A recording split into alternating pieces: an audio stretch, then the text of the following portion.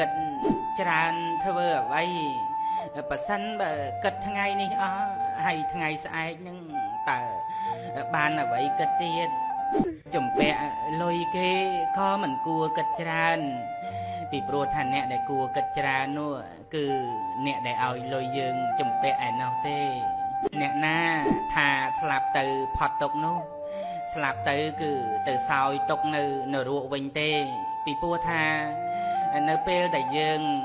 មករស់នៅឋានកណ្ដាលយើងបានសាងបាបកម្មអ្វីនៅពេលដែលយើងស្លាប់ទៅយើងទៅទូទាត់នៅឋាននរកវិញឧទាហរណ៍ថាបើសិនបើយើងចូលញ៉ាំអាហារនៅហាងគេមួយនៅពេលដែលយើងញ៉ាំអាហាររួចចេញមកវិញគឺយើងត្រូវទៅគិតលុយឲ្យគេជីវិតក៏ដូច្នោះដែរនៅពេលយើងមានជីវិតយើងសាងនៅបាបកម្មអ្វីពេលស្លាប់ទៅវិញក៏យើងនឹងទៅទូទាត់នៅឋាននរកដែរលោកទៅស្លាប់នោះគឺវាមិនអីទេប៉ុន្តែប៉ះសិនបើលោកទៅមិនស្លាប់វិញហើយប៉លិសមកតន់នោះគេ